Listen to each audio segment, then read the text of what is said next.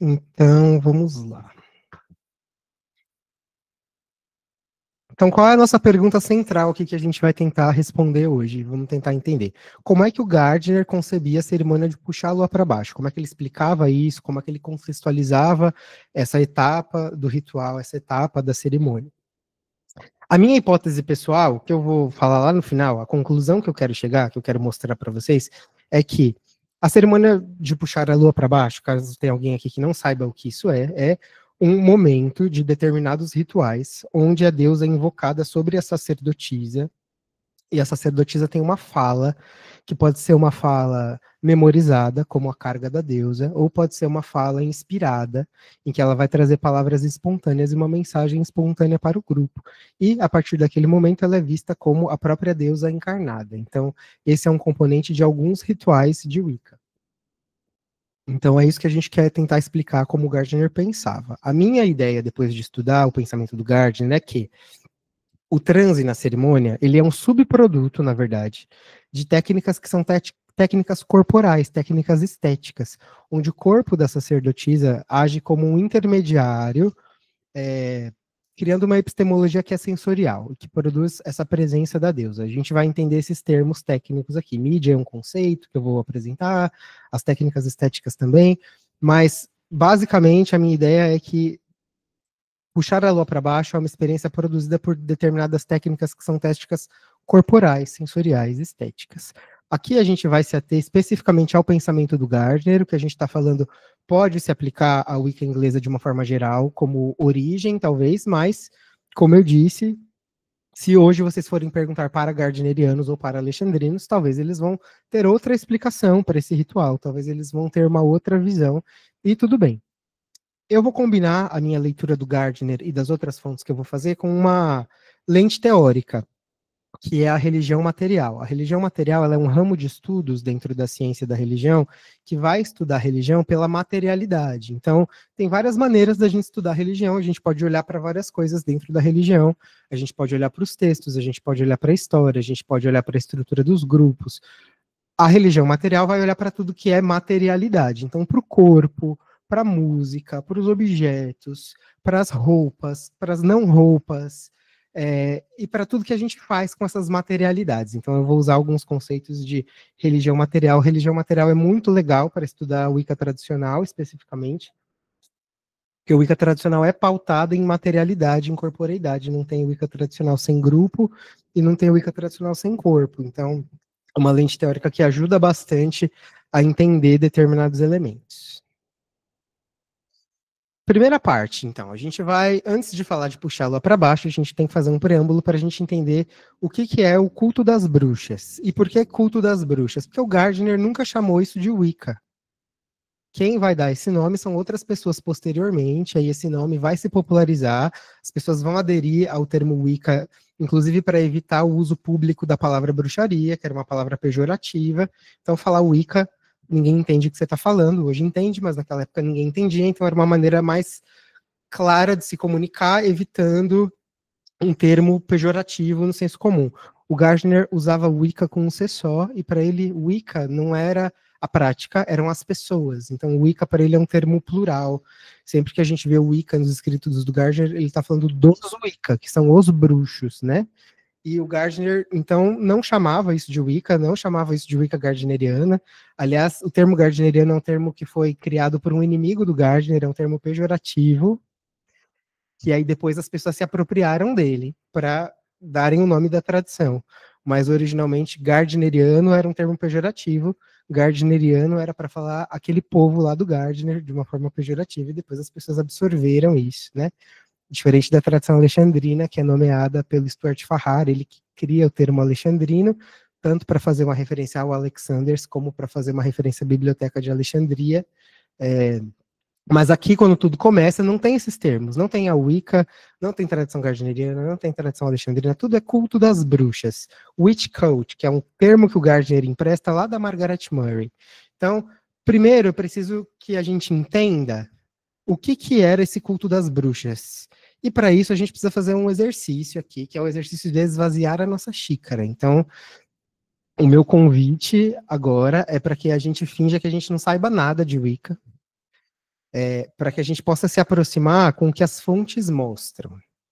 Uma coisa que eu identifico tanto na academia, quando eu estou participando de algum evento que tem pesquisas de neopaganismo, e também, às vezes, dentro da nossa própria comunidade, é que tem uma dificuldade, às vezes, das pessoas de localizarem qual Wicca elas estão falando. E eu tenho defendido essa ideia nos dois ambientes, né? Na academia, principalmente, onde isso é menos claro, de que não tem uma Wicca só. Assim como quando a gente fala de cristianismo, não tem um cristianismo só. Tem um monte de cristianismo diferente.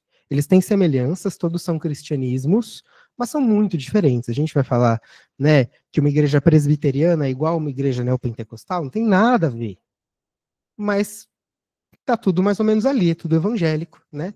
Na Wicca é a mesma coisa, a gente tem várias tradições, a gente tem várias práticas diferentes de Wicca, que são muito diferentes, tem práticas, teologias muito diferentes, mas que são todas Wicca. Então a gente sempre precisa localizar de qual Wicca a gente está falando. E aí é algo que atrapalha o nosso entendimento, muitas vezes, é quando a gente pega esse nosso entendimento atual de Wicca, que é muito amplo, muito elaborado, e a gente vai olhar essas fontes do passado, lá da década de 50, 60, com o olhar de Wicca que a gente tem hoje. Se a gente faz isso, isso chama anacronismo, a gente chama isso de anacronismo na academia. A gente não vai entender o que as fontes querem dizer. Então, o primeiro exercício que a gente tem que fazer é se esvaziar, fingir que a gente não sabe nada, tentar esquecer o que a gente sabe e se ater ao que as fontes nos mostram. Então, a gente vai fazer esse exercício. Vamos fingir que a gente está falando de uma religião aqui que ninguém nunca ouviu falar, que ninguém sabe o que é, e vamos deixar que as fontes lá de trás nos mostrem o que as pessoas faziam. Então, aquilo que a gente chama de Wicca inglesa, que hoje a gente identifica como tradições gardneriana e alexandrina, tem pessoas que chamam isso de Wicca inglesa, tem pessoas que chamam isso de Wicca britânica, tem pessoas que vão chamar isso de Wicca tradicional inglesa, Wicca tradicional britânica. Tem gente que vai chamar isso simplesmente de Wicca iniciática, o que esse termo eu não acho um bom termo, porque a gente tem outras Wiccas que são iniciáticas também, e que não são essas, e que são bem diferentes. Então, eu prefiro usar a Wicca inglesa, apesar, né, de que a gente não tem essa forma de Wicca só na Inglaterra, mas ela veio de lá. A gente tem o surgimento dela na década de 40, o Gardner vai falar que ele foi iniciado em 1939, no Coven de New Forest, mas é aquela história, a gente não tem nenhum registro factual da existência desse Coven de New Forest. Provavelmente ele existiu e provavelmente ele era um grupo experimental. Então, a ideia desse Coven onde o Gardner teria sido iniciado, a hipótese é que ele não era um grupo de bruxas que sobreviveu desde a Idade Média, etc., nada disso, mas que era provavelmente um grupo experimental de pessoas que estavam reunidas e estavam tentando recriar esses rituais que estavam sendo discutidos por pessoas como a própria Margaret Murray, por exemplo, que estavam nessa discussão acadêmica da bruxaria. Uma coisa que eu não vou falar hoje, mas que talvez a gente possa fazer uma outra conversa, é que tem um monte de bruxaria antes do Gardner. A gente costuma falar que o Gardner é o primeiro. Não é verdade. Tem uma série de pessoas que são contemporâneas ao Gardner e que antes dele já estavam falando de bruxaria. E aqui não estou falando de coisas como Charles Leland, estou falando de pessoas do próprio movimento ocultista que já estavam dando início a esse movimento da bruxaria moderna. Tem um monte de gente fazendo isso antes do Gardner. Acontece que o Gardner é o primeiro que vai mostrar um grupo sistematizado, que vai apresentar um modelo coeso, iniciático de fazer isso, mas a gente tem uma série de pessoas que são anteriores ao Gardner que já estão falando sobre isso, né? Então o Gardner fala que foi iniciado em 1939, a gente sabe que o Coven dele, que é o Coven de Birkett Wood, começa a operar na década de 40, quando a gente tem as primeiras iniciações, mas isso vem a público definitivamente quando ele publica a Bruxaria Hoje, em 1954. Então a gente tem aí mais ou menos 10 anos do Coven operando, antes da publicação desse livro, onde a gente já tem iniciações acontecendo e as primeiras práticas ocorrendo. Uma coisa que é muito importante para a gente entender, principalmente a gente do Brasil, que é filho da Wicca americana, é que a Wicca surge na Inglaterra a partir do movimento esotérico e das tradições iniciáticas da Europa, que são tradições que têm um caráter de sociedade secreta. Isso é muito importante para a gente entender. A Wicca inglesa ela é mais parecida com uma maçonaria do que com o formato de igreja que ela vai assumir quando ela chegar nos Estados Unidos, onde a gente vai ter inclusive as churches, né, que vão sendo fundadas lá. Então, quando a Wicca vai para os Estados Unidos que ela se populariza como uma prática completamente pública, completamente aberta, que vai querer disputar território no cenário das religiões populares. Tem uma série de questões nos Estados Unidos de que as religiões precisam ser reconhecidas pelo Estado lá. Então, o que acontece nos Estados Unidos é radicalmente diferente. Aqui, antes da gente chegar lá nos Estados Unidos, a Wicca tem esse caráter, ela foi pelos Estados Unidos pelo Buckland, isso mesmo. O Buckland foi iniciado pela Lady Owen, a gardneriana, o Buckland e a esposa, né, a Rosemary, e são eles que vão para... Eles são ingleses que moravam nos Estados Unidos, aí eles viajam para a Europa, são iniciados, o Gardner participa da iniciação deles, e aí são eles que vão para os Estados Unidos e fundam o primeiro coven gardneriano lá. Mas a gente já tem bruxaria nos Estados Unidos antes, a gente já tem o Victor Anderson lá, que trocava cartas com o Gardner, então a gente já tem uma coisa acontecendo nos Estados Unidos antes deles chegarem lá, eles não são os inauguradores do movimento, já tinha uma série de pessoas aí movimentando as coisas, né? Mas isso é muito importante da gente entender. A Wicca inglesa tem um caráter de sociedade secreta. Ela não é uma religião como a gente costuma pensar religião aqui no Brasil, que tem lá um templo, a gente vai no templo. Não é como a gente vê hoje, que a gente tem ritual público, que a gente tem práticas abertas. Todos os rituais são secretos. Ou seja, qual era o primeiro ritual que uma pessoa experimentava? A iniciação dela. Era a primeira coisa. Essa pessoa sabia alguma coisa sobre a iniciação? Não. Hoje a gente tem um monte de livro, a gente tem os relatos, a gente tem as biografias das pessoas, né? Mas a primeira cerimônia que a pessoa experimentava na vida dela era a iniciação. Ela era recebida na iniciação de primeiro grau. O Gardner foi maçom. E tem várias coisas que a maçonaria influenciam não só a Wicca, mas uma série de outras ordens esotéricas, a Golden Dawn, a OTO. A maçonaria, de alguma maneira, inaugura um estilo de sociedade secreta que vai ser replicado por diversas ordens, e a Wicca é uma delas, né? Na maçonaria simbólica, a gente tem 3 graus de iniciação, o aprendiz maçom, o companheiro e o mestre. Na Wicca, a gente tem primeiro, segundo e terceiro graus. Ela é organizada em covens, que são grupos de mais ou menos 13 pessoas. Essa coisa de que tem que ter 13 é meio mito. O Gardner fala que pode ter mais, que pode ter menos. Então, essa coisa do 13 não era rígida. Acho que hoje também para muita gente não é. Esses covens, eles eram autônomos, como eu já falei. Então, cada coven vai virar uma unidade separada, mas aqui no começo de tudo não tinha outros covens, só tinha um coven. Então, as coisas eram diferentes também. Tem uma liderança que é centrada na figura da alta sacerdotisa, que pode eleger o alto sacerdote como seu par para essa liderança. Na prática, o que a gente via é que era o Gardner que mandava em tudo. Inclusive, tem uma série de problemas. Ele tem questões com a Doreen Valiente, eles rompem, não se tornam inimigos, eles continuam amigos, mas eles rompem porque o Gardner quer centralizar o poder. Então, idealmente, né, o Gardner falava dessa liderança feminina, mas na prática ele mesmo não observava muito isso.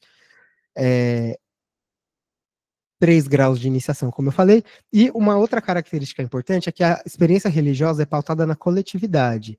O ritual de Wicca tradicional não acontece sozinho, não tem prática solitária. Tinham pessoas que viravam solitárias, etc. Sim, mas os rituais não são desenhados para uma prática individual, como a gente vê hoje na popularização da Wicca pelos livros, que também é uma outra característica do que vai acontecer quando a Wicca chega lá nos Estados Unidos. A gente vai ter uma série de livros que vão sendo publicados e as pessoas passam a desenvolver a ideia da prática solitária, etc. É a própria Doreen Valiente que lança essa ideia primeiro da prática solitária, mas essa ideia de rituais que podem ser feitos individualmente, ela é posterior. Aqui nos rituais da Wicca inglesa, todo ritual precisa pelo menos de 2 pessoas para acontecer. A gente vai falar mais disso. Uma outra característica é que a teologia do Gardner é uma teologia profundamente dualista. Tudo é dividido em 2. O Gardner tem uma ideia monista, não monoteísta. Monista. Qual é a diferença de monista e monoteísta? Monoteísta é, eu acredito num Deus só.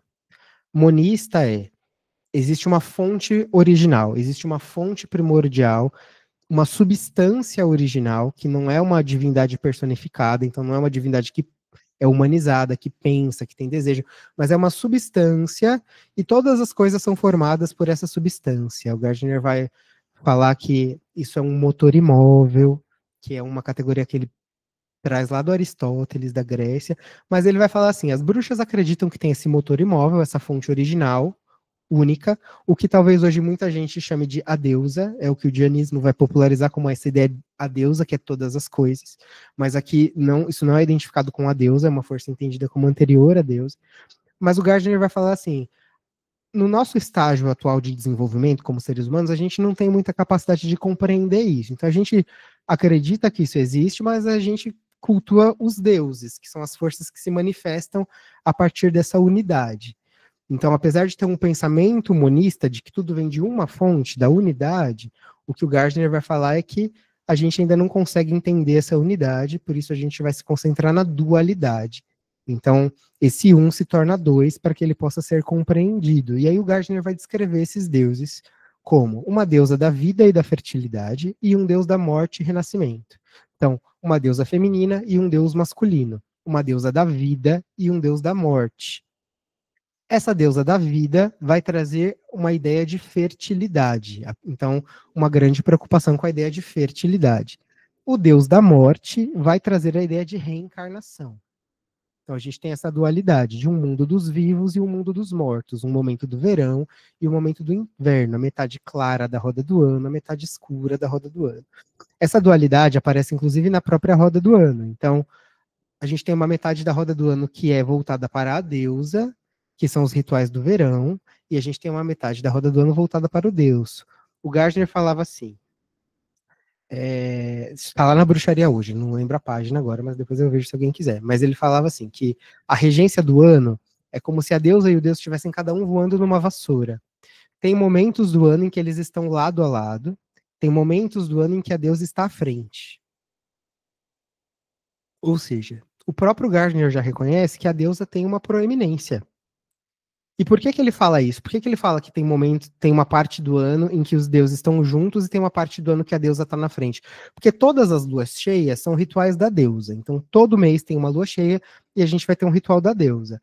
Durante a metade escura do ano, a gente tem as luas cheias da deusa e a gente tem os rituais de inverno do deus, eles estão equilibrados. Mas tem uma parte da roda do ano que é da deusa também, por isso que tem uma parte do ano que ela está na frente, porque tanto o sabá quanto a lua cheia vão ser rituais para a deusa. Então, o Gardner dizia isso, que ou a deusa e o deus estão equilibrados, estão voando ali um do lado do outro, ou tem um momento do ano em que a deusa está à frente, que seria esse momento do verão.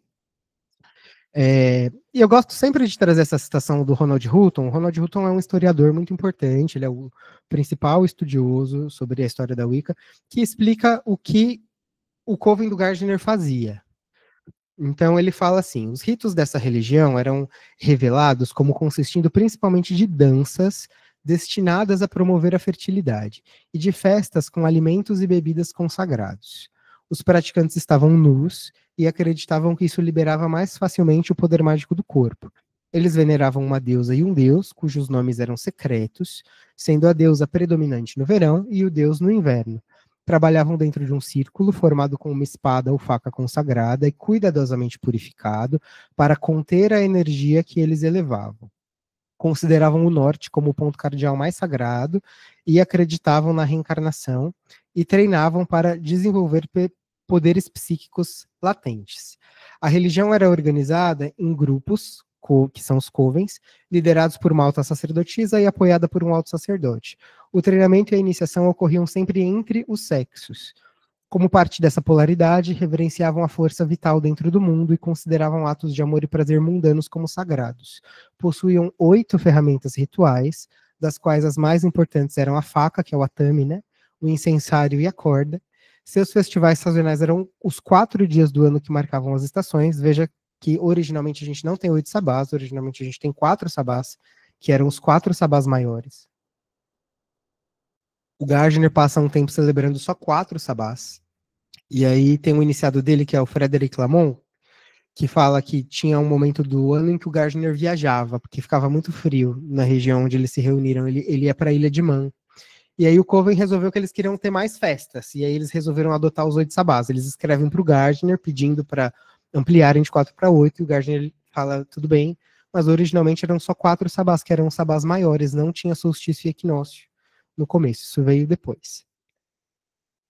O transe e o êxtase eram componentes importantes nos seus ritos, que é o que a gente vai falar, e seu objetivo não era apenas se dirigir às suas divindades, isso também é muito importante, mas sentir como se tivessem se transformado nelas. Isso é muito importante. Esse é um elemento fundamental da Wicca tradicional, que é diferente de todas as outras tradições.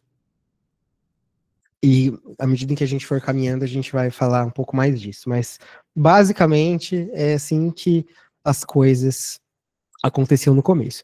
E aí a gente precisa se perguntar, para o Gardner, o que o Gardner entendia como religião? O Gardner sempre apresentou a bruxaria como religião. Ele sempre bateu muito nessa tecla de que a bruxaria é religião, a bruxaria é uma religião, a bruxaria é uma religião. Mas o que ele entende como religião? Essa é a primeira coisa que a gente precisa se perguntar.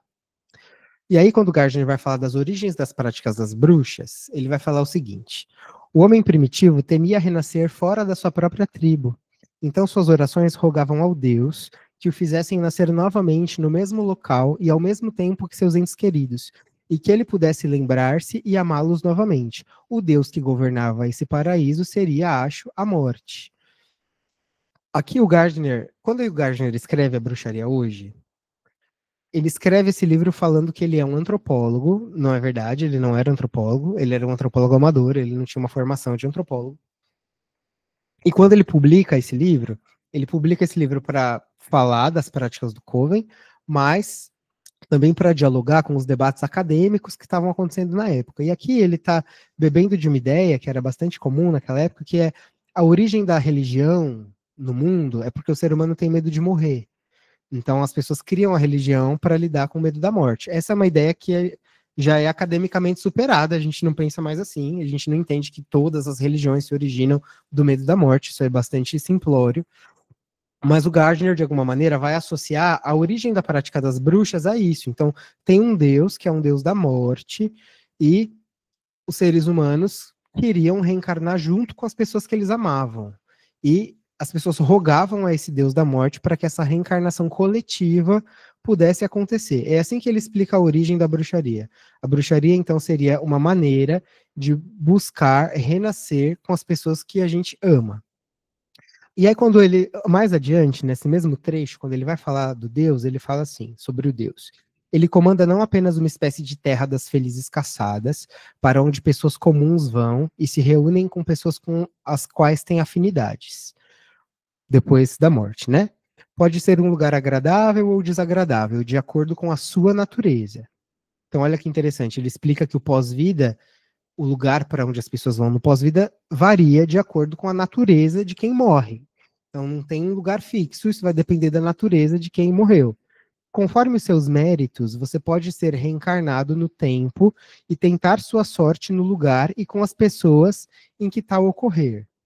Mas o Deus tem um paraíso especial para os seus adoradores, que condicionaram seus corpos e sua natureza sobre a terra, que gozam de vantagens especiais e são preparadas mais rapidamente para a reencarnação, que é dada pelo poder da deusa, já que a deusa é a deusa da fertilidade, então a deusa é quem dá a vida, em circunstâncias que asseguram seu nascimento novamente em sua própria tribo. Isso é novamente trazido à baila em um círculo de bruxas. Então o que o Gardner está explicando é que o culto ao Deus, esse Deus da morte, não era simplesmente um culto que visava a reencarnação com as pessoas amadas, a reencarnação como um presente da deusa, mas de que existe um pós-vida especial para as pessoas que eram iniciadas, um pós-vida diferente, um lugar no pós-vida que era diferente para as pessoas que eram iniciadas, e que essas pessoas tinham privilégios, já que elas cultuavam o Deus que era o dono daquele lugar.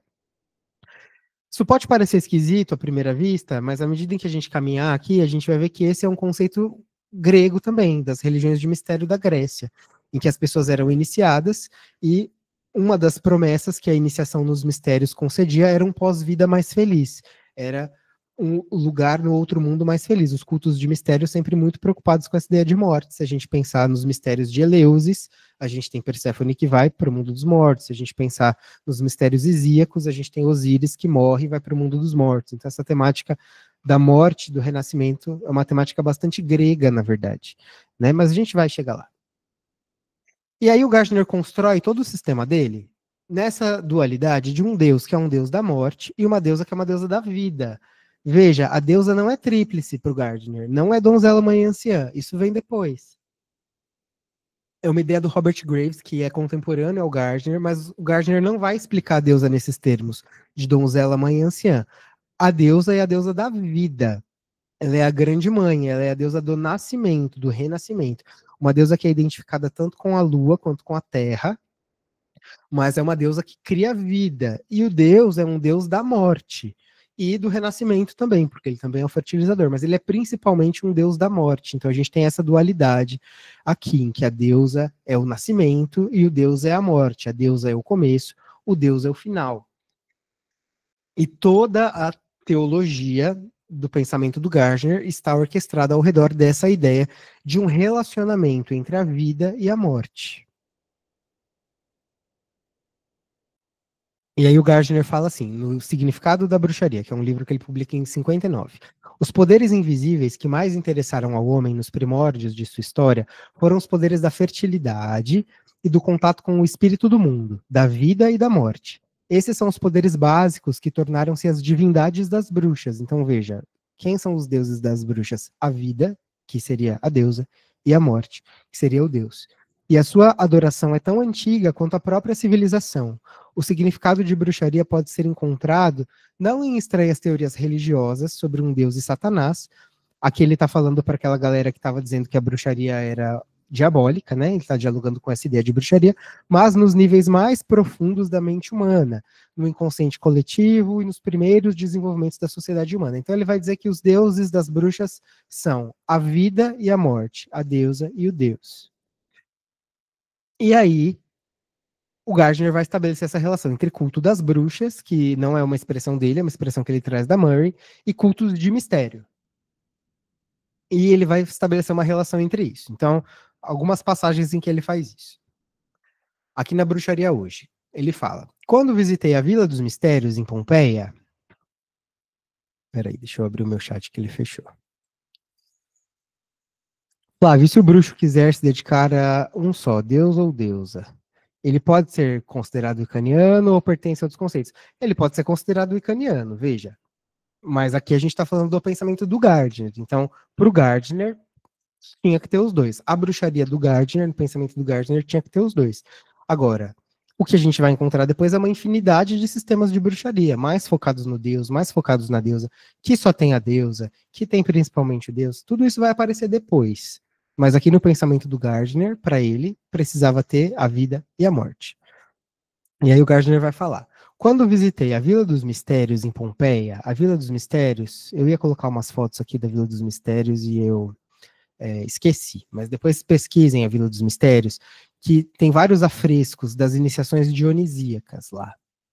E aí, quando o Gardner visita esse lugar e vê esses afrescos, essas imagens que têm elementos da iniciação dionisíaca, ele vai falar que percebe grandes semelhanças no culto, do culto das bruxas com esse culto de mistério.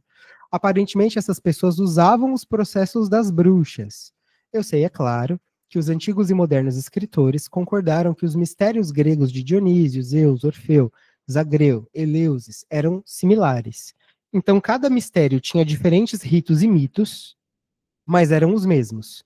O que deve significar que eles tinham algum segredo interno.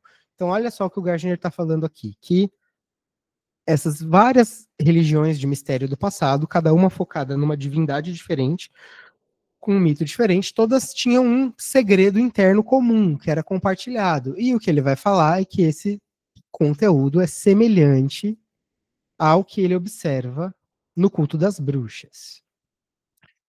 E aí ele fala num outro trecho: cada um dos mistérios de Cabrai, Samotrácia e Eleusis tinha um mito diferente e era dedicado a um deus diverso, Zeus, Dionísio, Orfeu ou outro, e realizava diferentes cerimônias, mas, uma vez que os escritores clássicos dizem que todos os mistérios eram o mesmo, os ensinamentos por trás desse mito deveriam ser idênticos. Então ele repete essa ideia de que todos os mistérios compartilham de um mesmo ensinamento central e que esse ensinamento central é o mesmo ensinamento presente no Coven dele. Outro trecho.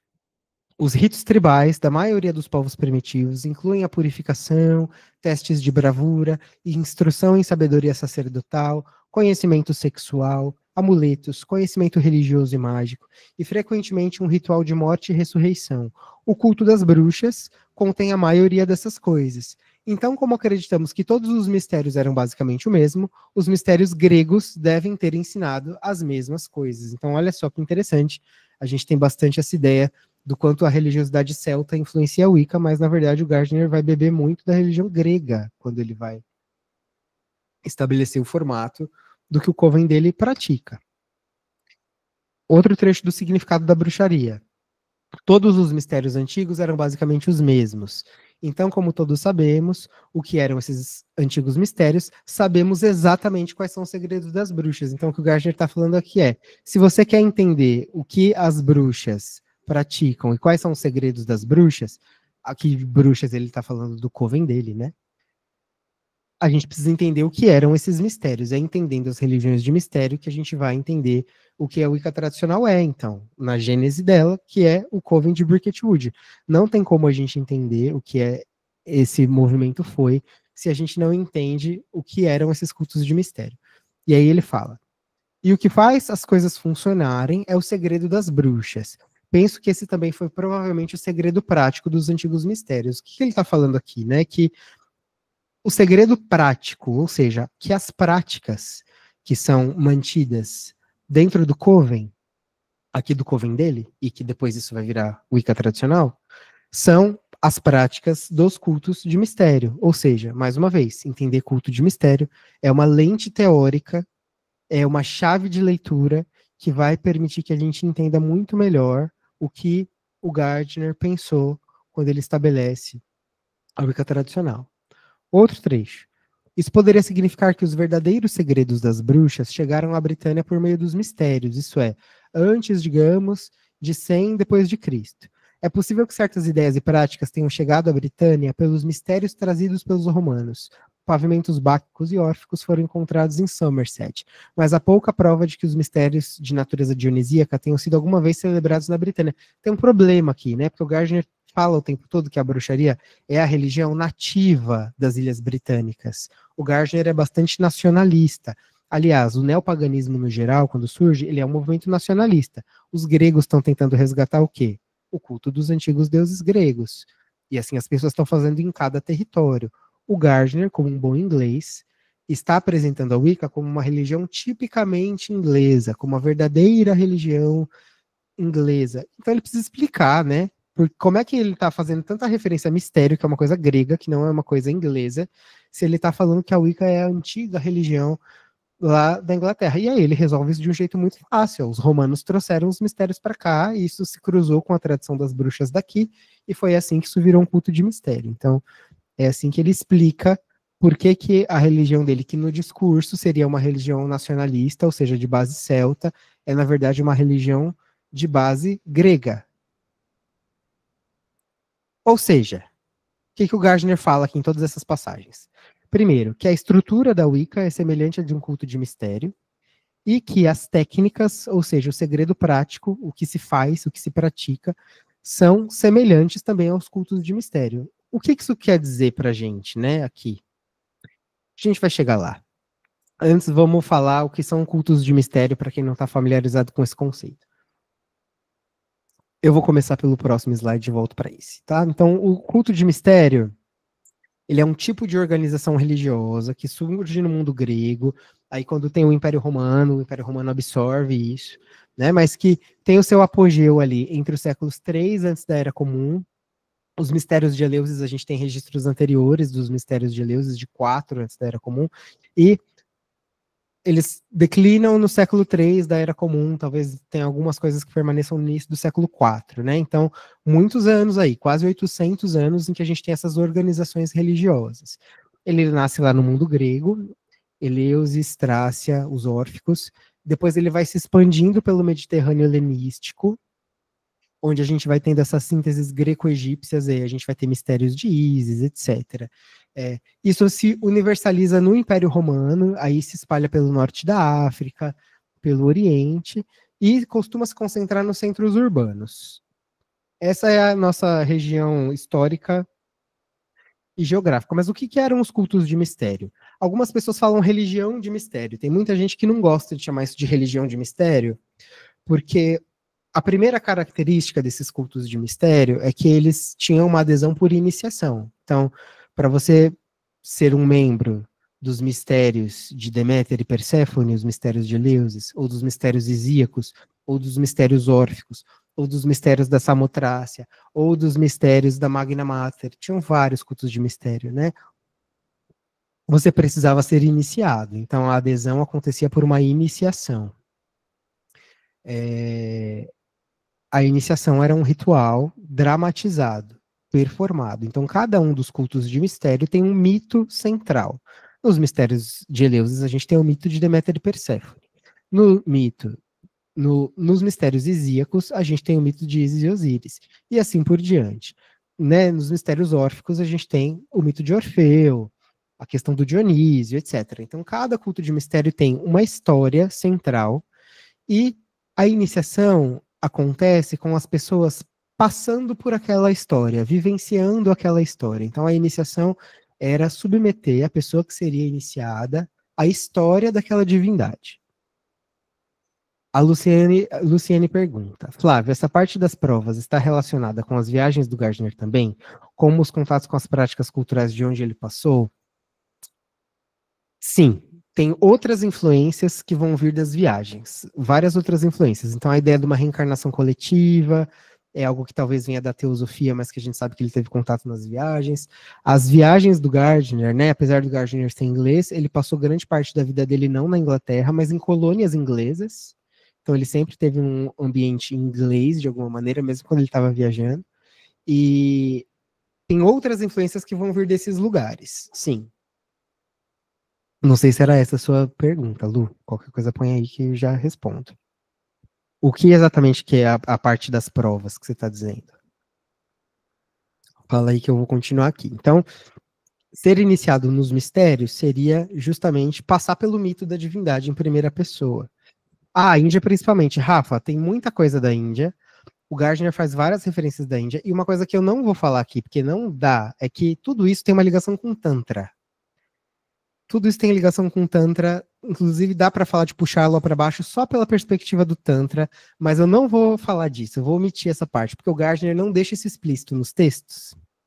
Ele dá para pegar isso nos textos, ele faz algumas comparações, ele vai falar que a deusa é semelhante a Shakti, ele vai falar que o deus de chifres, esse deus da morte, ele é um Shiva, né? Ele é um proto-Shiva. Então o próprio Gardner, inclusive, tira muito material textual de alguns livros de Tantra da época, mas não vou falar nada de Tantra porque o Gardner no discurso não apresenta isso no Tantra, mas numa parte 2 a gente pode fazer tudo isso no Tantra, mas eu não coloquei aqui porque senão ia ficar muita coisa,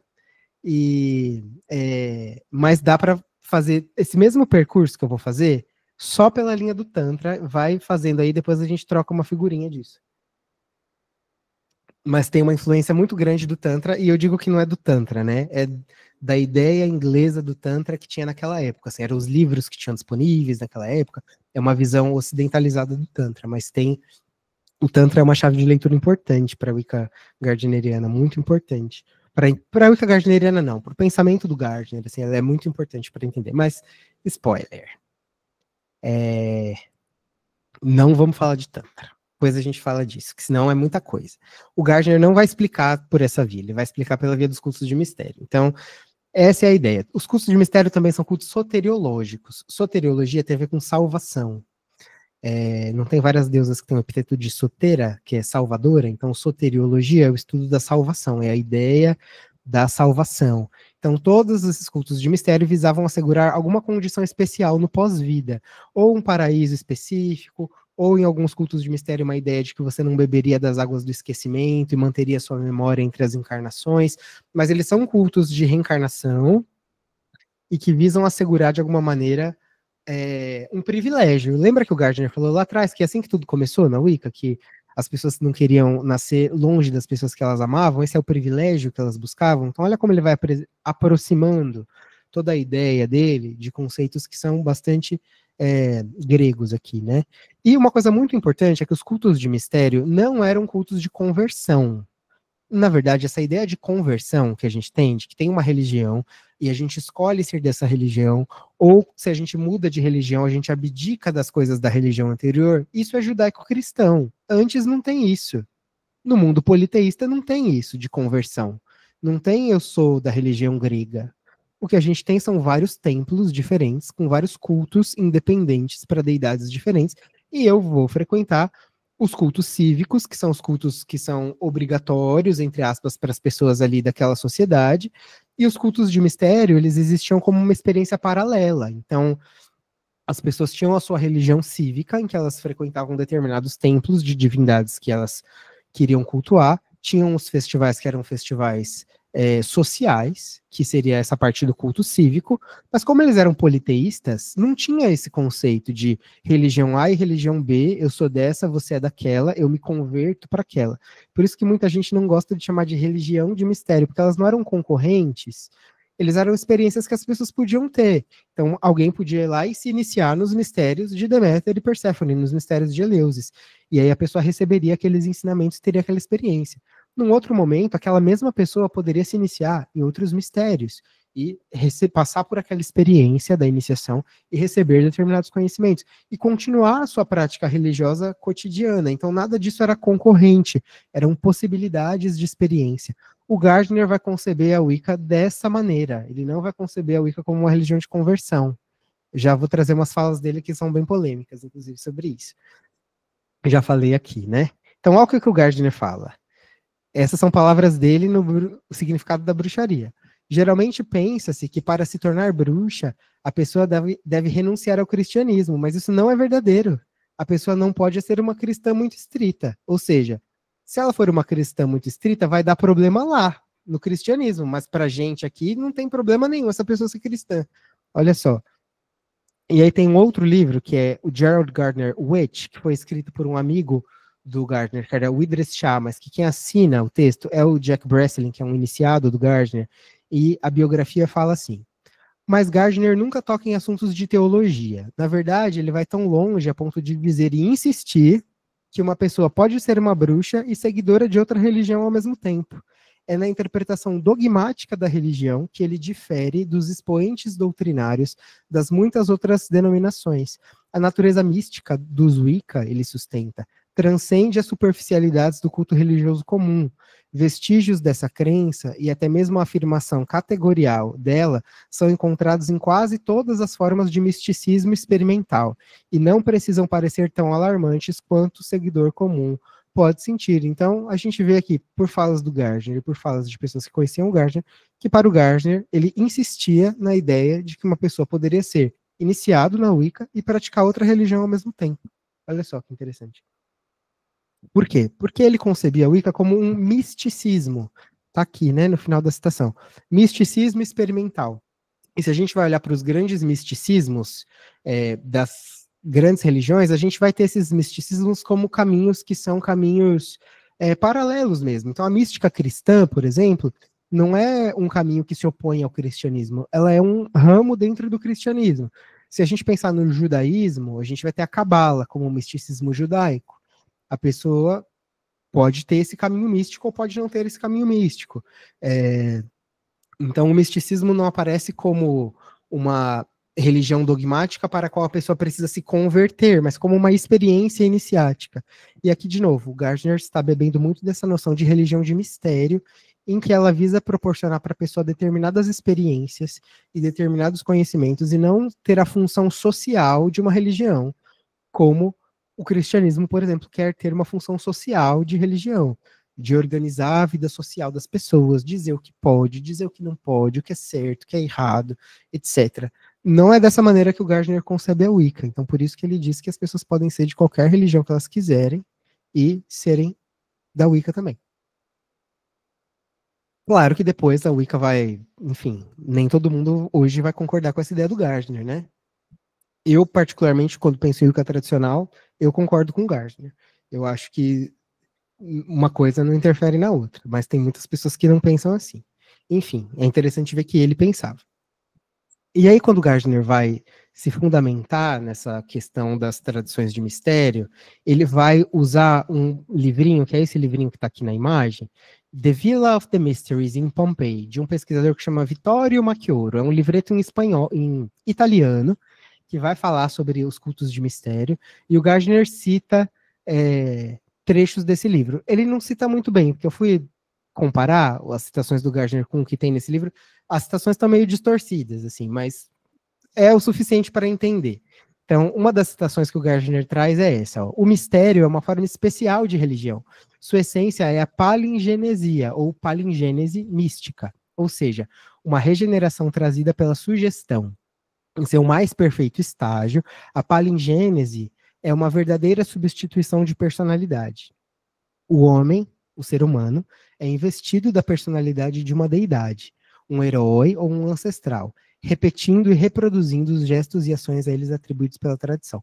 Aqui a gente talvez comece a vislumbrar, vocês devem estar se perguntando, o que tudo isso tem a ver com puxar a lua para baixo? Aqui talvez dê para começar a vislumbrar isso nesse conceito muito importante de palingênese, né? Que é uma substituição de personalidade. O ser humano é investido da personalidade de uma divindade, repetindo e reproduzindo os gestos e ações, ou seja, imitando essa divindade. Então, imitando essa divindade, se acontece um processo de transformação íntima do ser humano com aquela divindade que está sendo imitada. Esse é o conceito importante de pegar aqui, que a gente vai desenvolver e cruzar com as coisas do puxar a lua para baixo daqui a pouco. Aí o Gardner termina essa citação, e aí o próprio Gardner fala no texto: apenas as deidades que, tendo sua própria história mítica, dão à luz a si mesmas os elementos de um novo nascimento, Deméter, Dionísio, Ísis, Atis, Adonis, podem conferir a palingênese, a identificação do si mesmo com a divindade, devido à concepção especial que os gregos tinham das relações entre a vida e a morte, ou seja, quais são as divindades que estão associadas aos mistérios e que podem produzir esse efeito de mudança da personalidade? Essas divindades que passam por uma morte e um renascimento.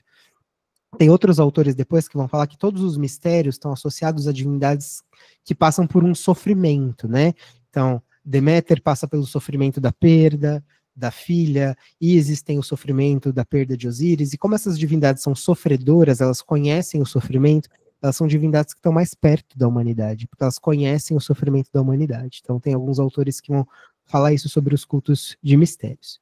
E aí o Gardner fala: o postulante passava pelo mito divino, revivia a vida do Deus, ou seja, aqui a gente tem essa ideia de que o praticante imita os atos do Deus, passa pela história da divindade e, passando pela história da divindade, ele vai do lamento à alegria da vida até a morte, ou seja, a gente tem aqui uma pedagogia da imitação, da teatralidade. Aqui teatro na sua concepção mais sagrada, na sua concepção religiosa, como era originalmente, ou seja, é pela imitação da história de uma divindade que alguém se transforma e tem a sua mudança espiritual, e que tem um conhecimento espiritual. Com a exceção de alguns cultos de mistério, como os mistérios órficos, por exemplo, os cultos de mistério não tinham grandes doutrinas. Então, quando as pessoas eram iniciadas, elas não recebiam uma catequese. Olha, é nisso que a gente acredita, é nisso que a gente pensa. Não era isso. A ideia era que a experiência corporal, prática, de passar por essas histórias, de vivenciar esses mitos em primeira pessoa, transmitisse um conhecimento gnóstico. Então, a transmissão do conhecimento não era uma transmissão de conhecimento pelo discurso.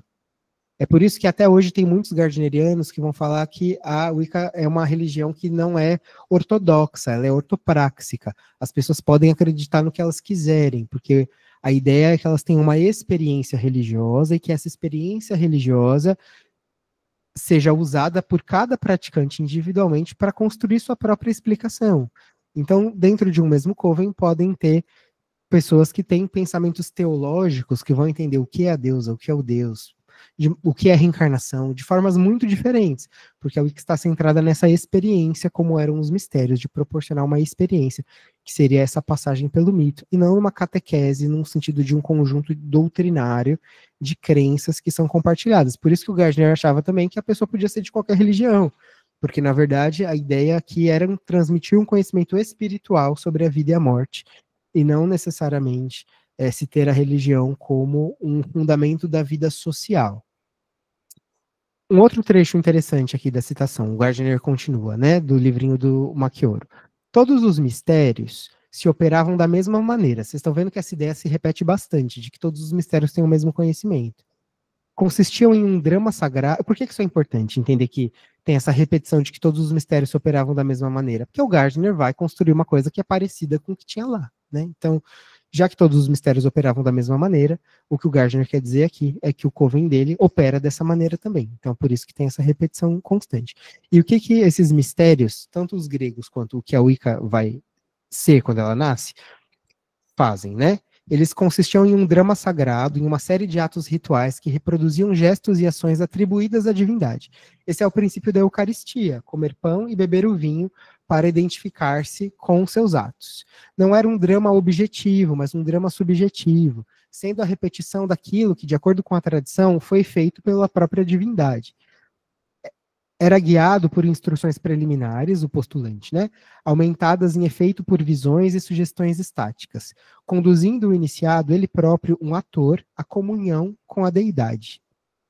Os dramas se tornavam um verdadeiro acontecimento na vida do ser humano, com o sacramento transformando-o completamente e assegurando-lhe a felicidade após a morte. Antigamente, o mistério era uma cerimônia puramente mágica, mas com o tempo adquiria um conteúdo moral e espiritual. As religiões de mistério tinham enorme influência na consciência grega, habilitando-a a compreender o valor da mensagem cristã. Esse é um trecho do Vittorio Macchioro. Existem vários estudiosos, inclusive, que vão dizer que o cristianismo começa como uma religião de mistério, como uma absorção grega do judaísmo, né? Então, por isso que tem essas várias referências aqui ao cristianismo, porque o próprio cristianismo era entendido como o cristianismo primitivo, como uma religião de mistério. E daí, né? E cadê puxar a lua para baixo, Flávio? Que já passou uma hora que você está falando, e cadê que não puxou a lua para baixo até agora? O que tudo isso tem a ver? Eu sou o rei dos preâmbulos longos, mas é porque a gente precisa de contexto para entender as coisas. A gente já vai entrar no puxar a lua para baixo. O que é importante de tudo isso que eu falei até agora? O que é importante da gente gravar e levar para a próxima parte da minha fala? Essa temática, né, de que a Wicca para o Gardner ela é simultaneamente um culto da fertilidade, que tem a ver com o renascimento, com a vida, atributos da deusa, e um culto de reencarnação, que estão associados a esse deus da morte. Ela tem uma metodologia, uma pedagogia que é baseada na submissão dos seus adeptos às experiências mitológicas dos deuses, por uma imitação mitológica. Então, os rituais da Wicca tradicional são rituais dramatizados, eles são rituais de imitação das ações das deidades. E são experiências coletivas, então não tem prática solitária. O Gardner vai dar papéis de gênero, então homens fazem determinadas coisas que vão estar relacionadas ao deus, mulheres fazem determinadas coisas que estão relacionadas à deusa. Claramente os homens vão fazer essa imitação dos simbolismos e mitos que estão associados ao deus, a mulher vai fazer isso por uma via mítica da deusa, ou seja, a gente precisa de pelo menos um homem e uma mulher para esses rituais poderem acontecer. A gente vai falar no final sobre o papel do Coven como um todo no puxar a lua para baixo também. Antes da gente prosseguir, alguma dúvida? Se alguém tem alguma dúvida, antes da gente prosseguir, vamos lá. Podem falar aí no chat se alguém tiver alguma dúvida, só para falar. Eu vou apresentar uns conceitos de religião material e aí vou aplicar isso no puxar a lua para baixo mesmo, tá? Então, vamos lá. Ninguém pôs nenhuma dúvida no chat, vamos continuar. Se alguém tiver alguma dúvida, põe aí. Ah, o Igor tá falando, duas dúvidas. Põe aí, Igor. Essas dramatizações me fazem lembrar das máscaras e sua representação no culto de Dionísio. Perfeito, é isso aí. A origem grega do teatro está profundamente ligada a essa ideia dionisíaca da máscara, da teatralidade. O teatro ele era visto como uma experiência sagrada, religiosa, né? Originalmente. Depois que a gente tem uma profanação do teatro, mas a experiência do teatro, essa experiência da imitação, ela é uma experiência originalmente religiosa. Pode, Igor, abre seu microfone, pode falar.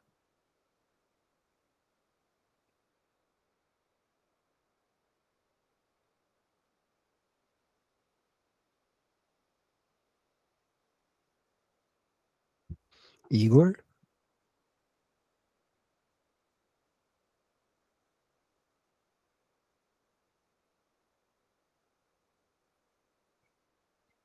Bom, vou seguir. Se você falar, eu respondo.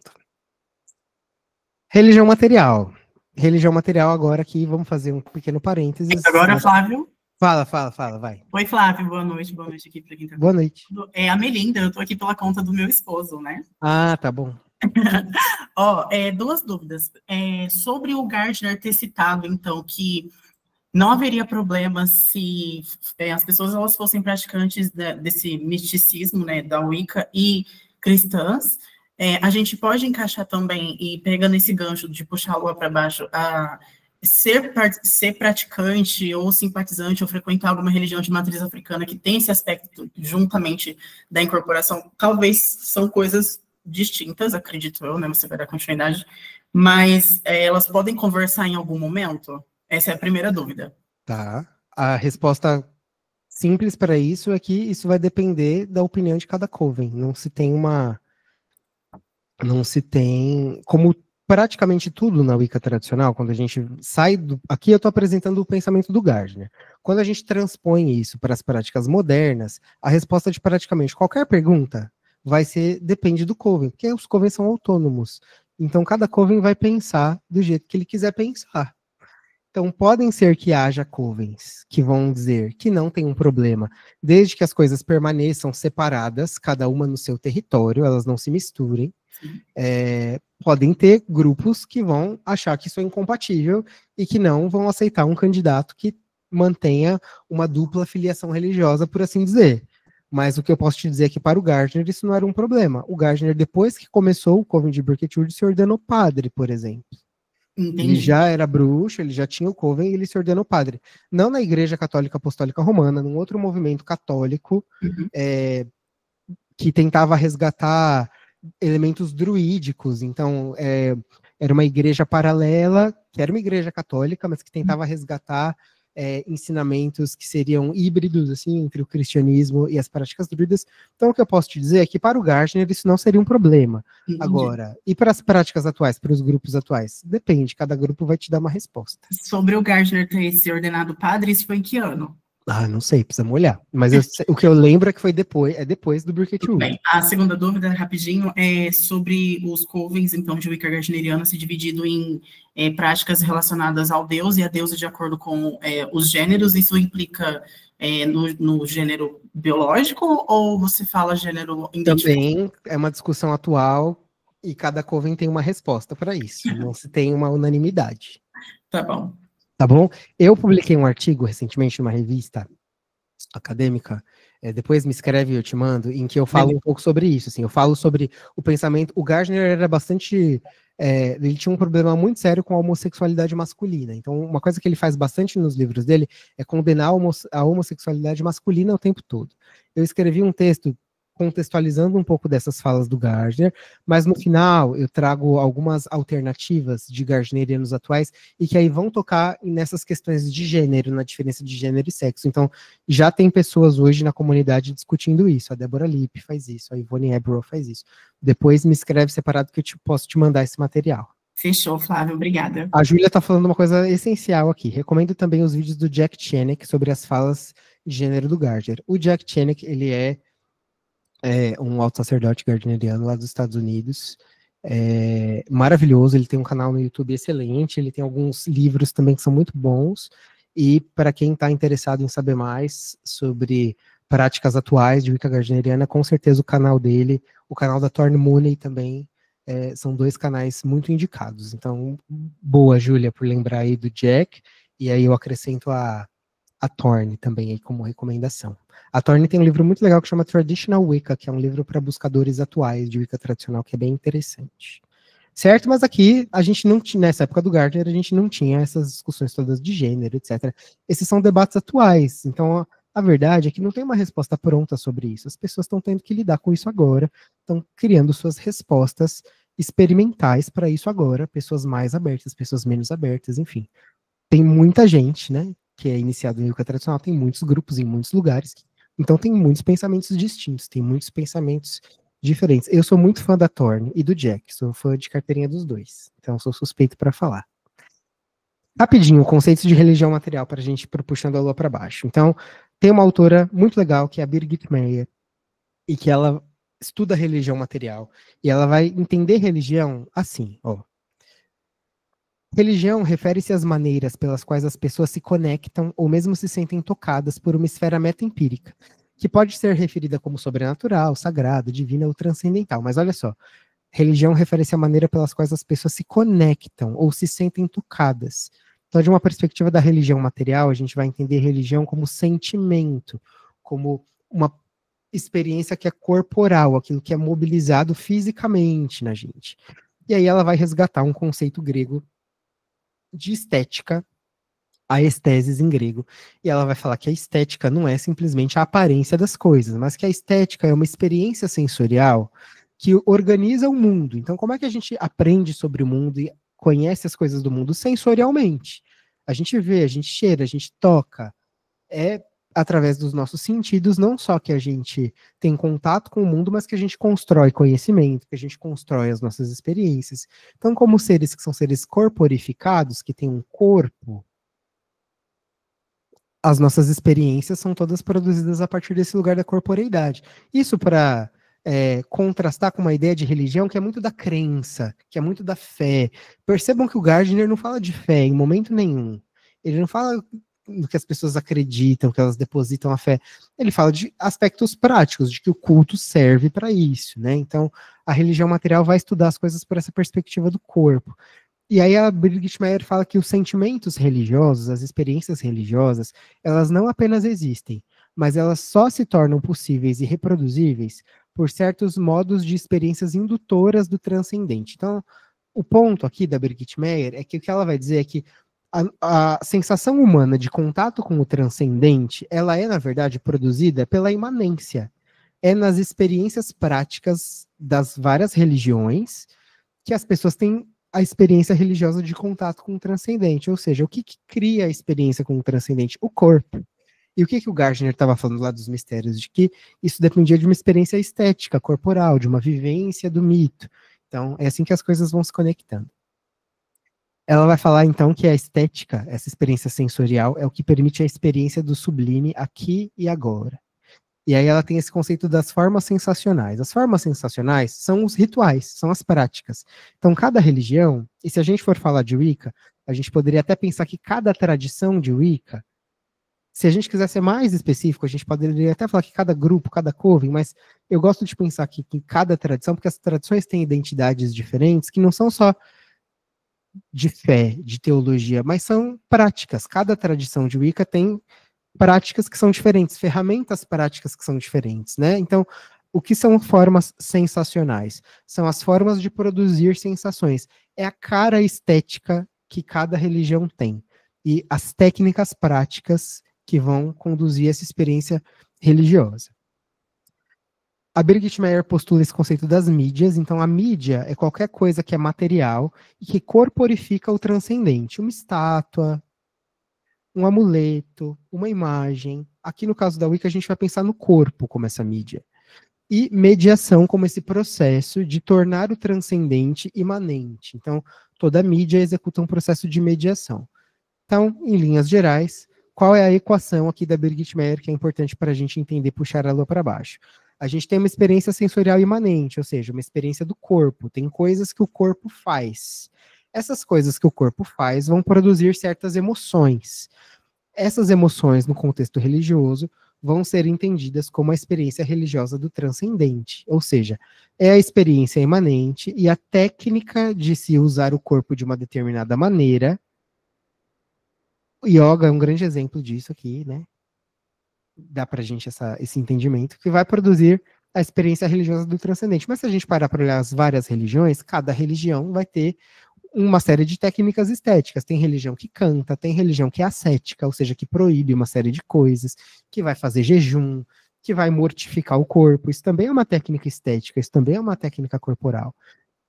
E o que a gente vai ver agora no Puxando a Lua para Baixo é que existem uma série de técnicas de produção estética para esse estado. Então, já dando um spoiler, quando se fala em puxar a lua para baixo, é muito comum as pessoas pensarem em mediunidade, é muito comum as pessoas pensarem em possessão.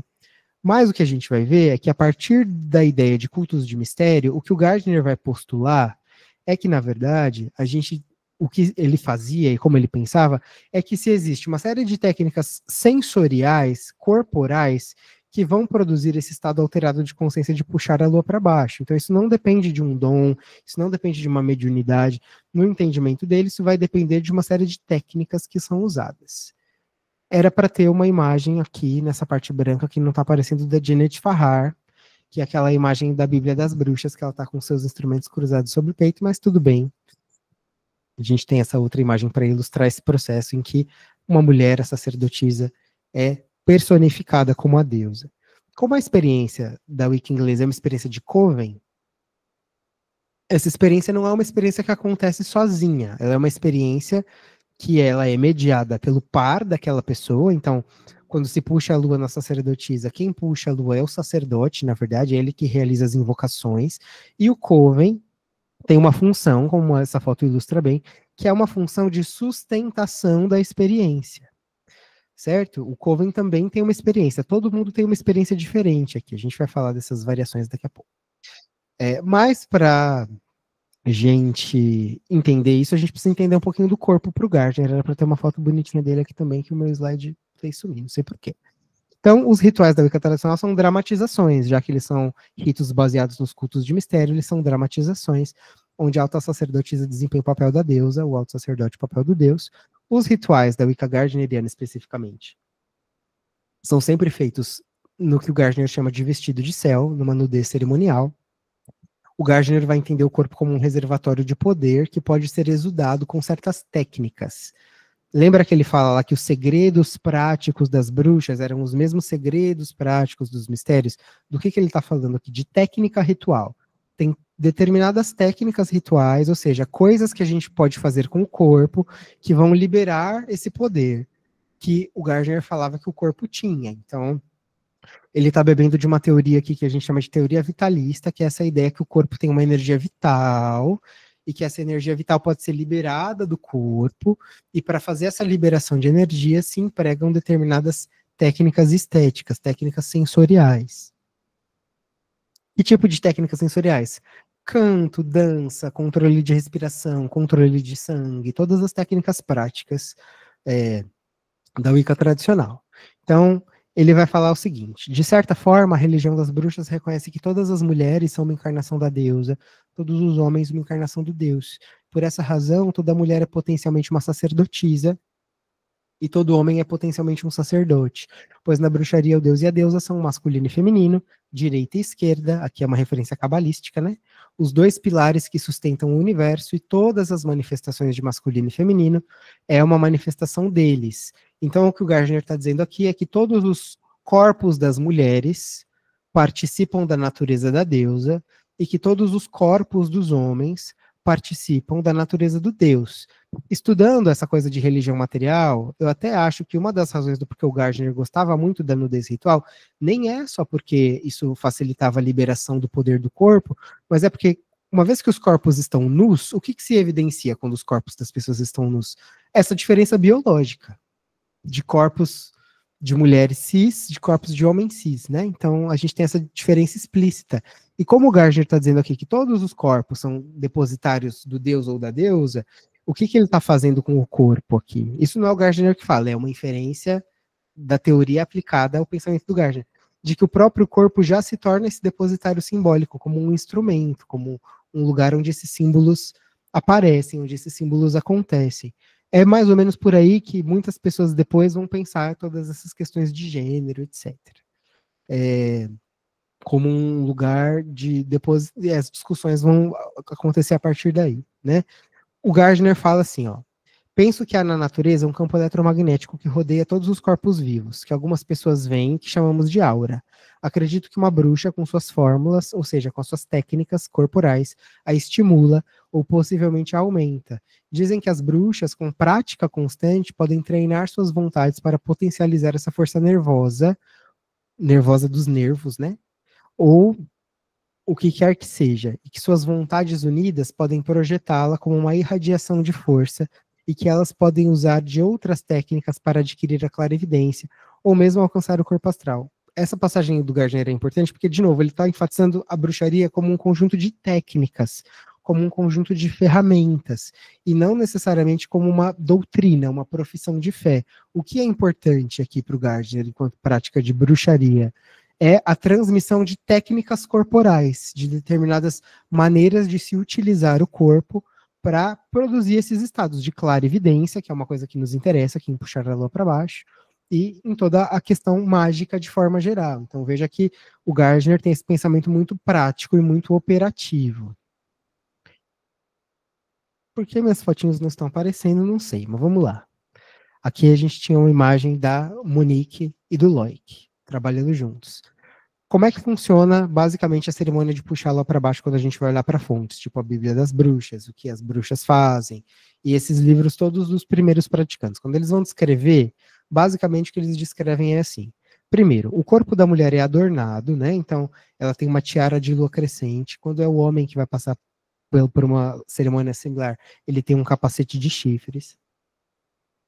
A outra pessoa do par, né? Então, quando a mulher passa por puxar lá para baixo, o homem recita invocações para que a deidade se manifeste.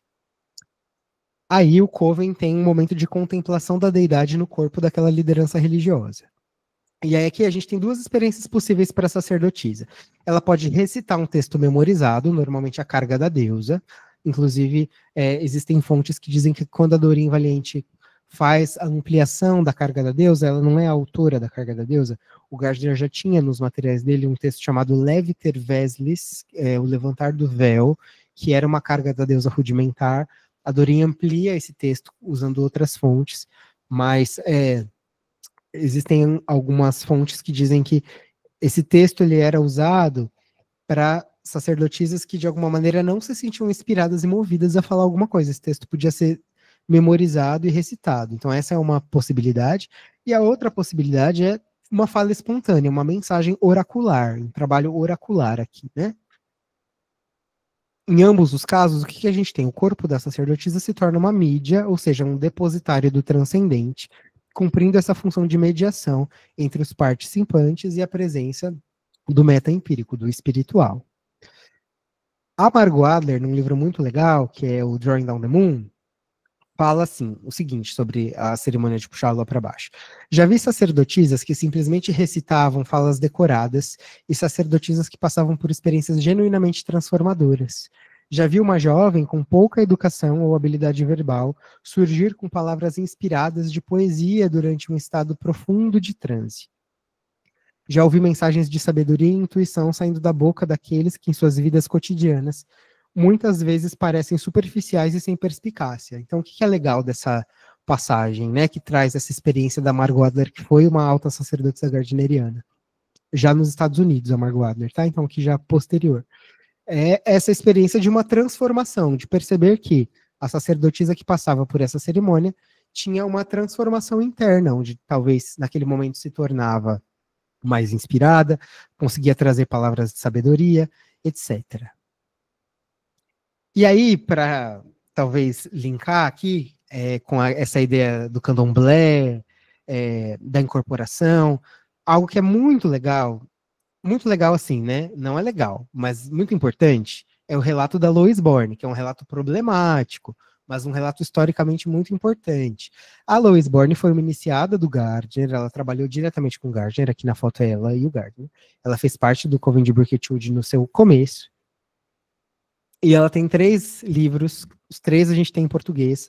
O mais legal, na minha opinião, é o Dançando com Feiticeiras, que tem todas as fofocas do Coven, do Gardner. Então, se você quer saber todas as fofocas do Coven do Gardner, o livro que você tem que ler é Dançando com Feiticeiras.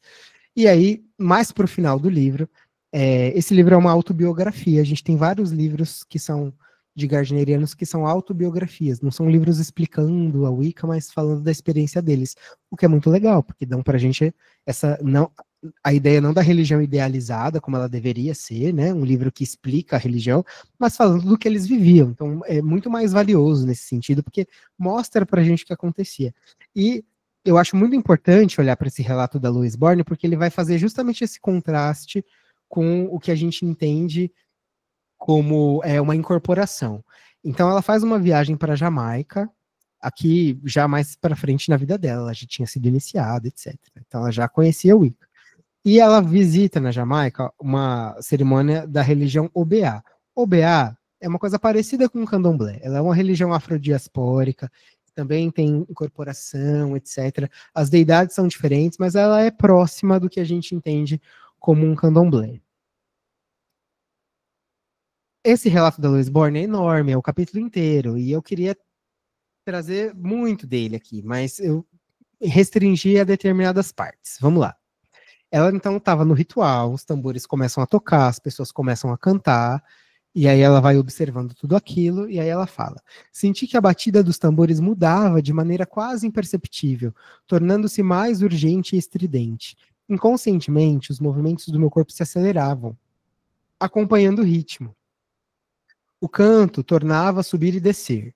Enquanto minha mente se esforçava para identificar as palavras, comecei a experimentar um torpor intenso, um peso nos braços e ombros, uma pressão na cabeça. O canto e a batida dos tambores tornaram-se insuportavelmente altos. O som ressoava dentro de minha cabeça, tudo ao redor era de uma gloriosa brancura incandescente. Não uma luz, mas uma espetacular explosão da lua.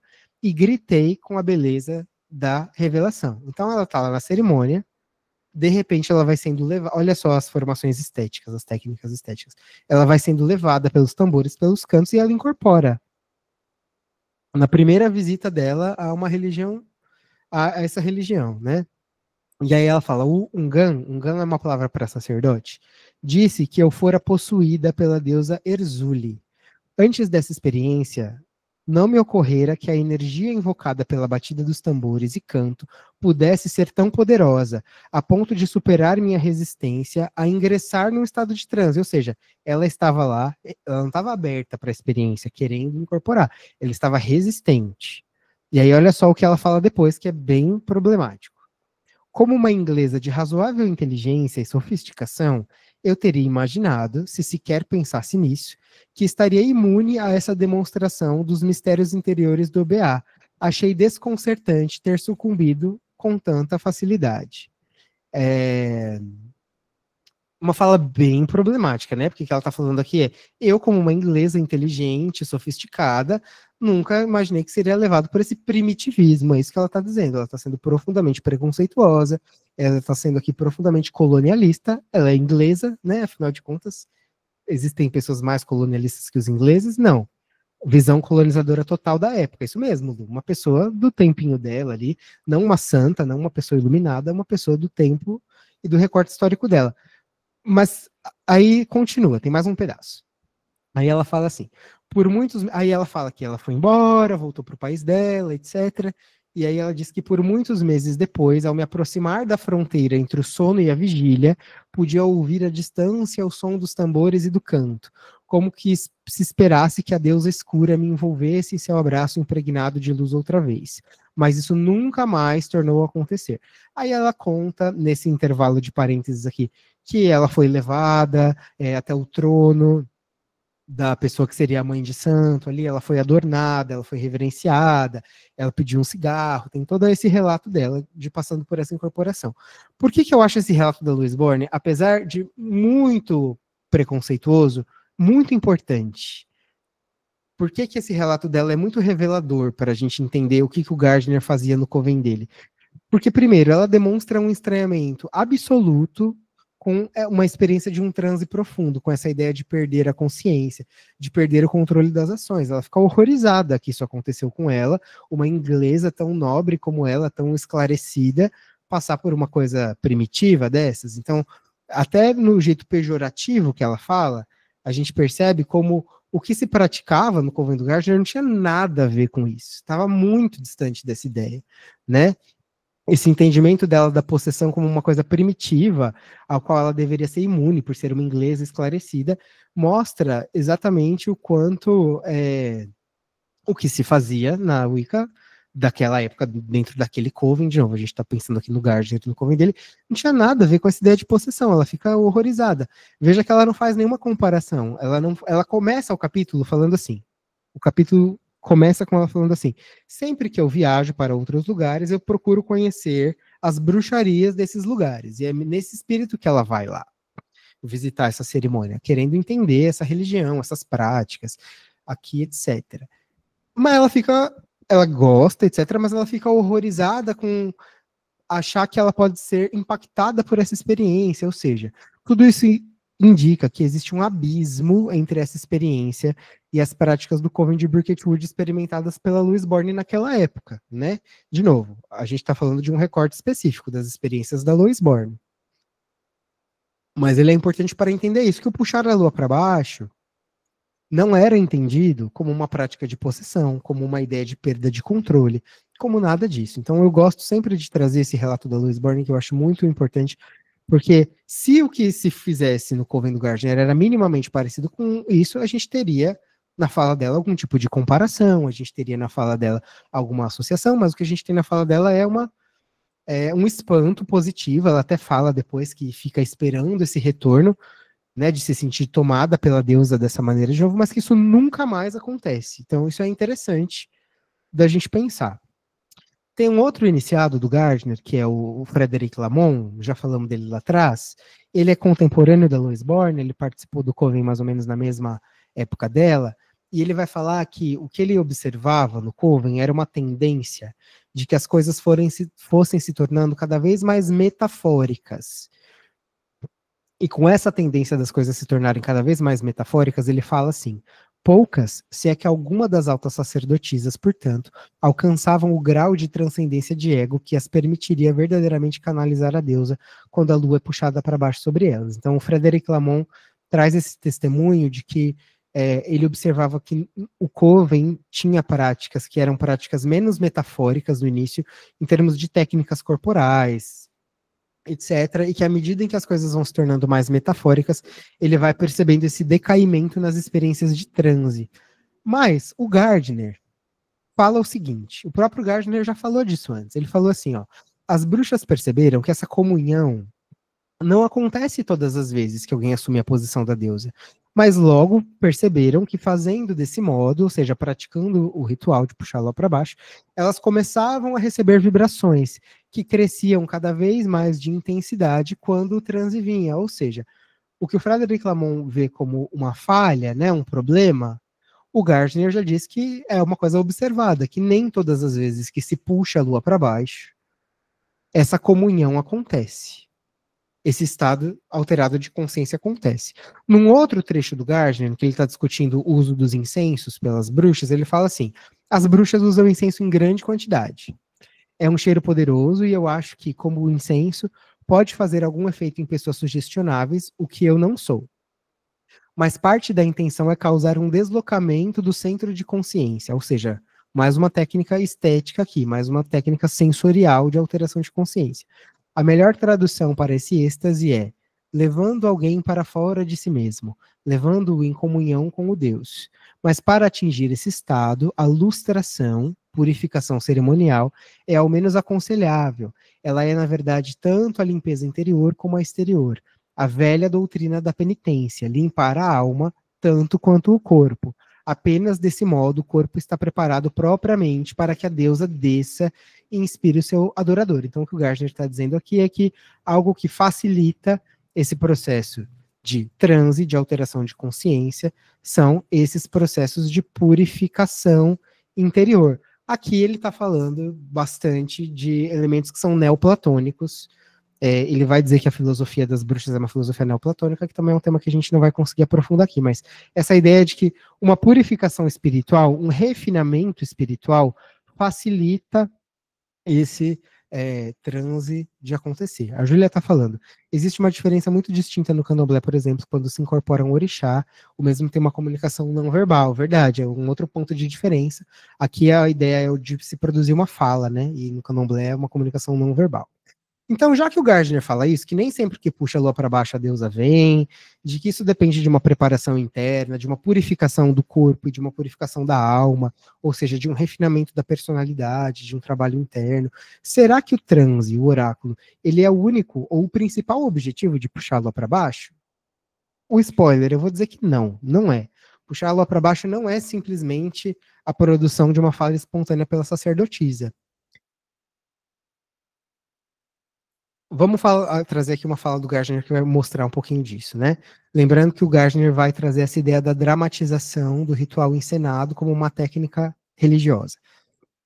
As bruxas acreditam que ao representar um papel, você realmente assume a natureza da coisa imitada. Essa é a palingênese que ele pega lá do Vittorio Macchioro. Representando o papel da deusa, a sacerdotisa estaria em comunhão com ela. Da mesma maneira, o sacerdote, agindo como o Deus, torna-se um com ele em seu aspecto de morte, o consolador e o confortador, o portador de um pós-vida feliz e da regeneração. O iniciado, ao se submeter às experiências dos deuses, vira um bruxo. Ou seja, o que o Gardner está dizendo é que a cerimônia de puxar a lua para baixo, ela é uma cerimônia de imitação. Certo? Ao representar um papel, você assume a natureza da coisa imitada. Ou seja, o que ele quer dizer é que os ritos são ritos que são associados à ideia de representação. E que através dessa representação se produz uma afinidade entre o adorador e a deidade adorada, e é nessa afinidade da imitação que o conhecimento espiritual pode ser transmitido. Ou seja, o rito tem um aspecto de dramatização e não apenas uma função oracular. O Vittorio Macchioro fala assim, ó, esse drama sagrado não era uma autêntica representação dramática como entendemos, com uma distribuição regular de papéis e mise-en-scène, ou seja, não é um teatrinho. O drama cerimonial não é um teatro, no sentido banal do teatro, de uma representação imitativa, como a gente costuma pensar no teatro convencional. Ele continua.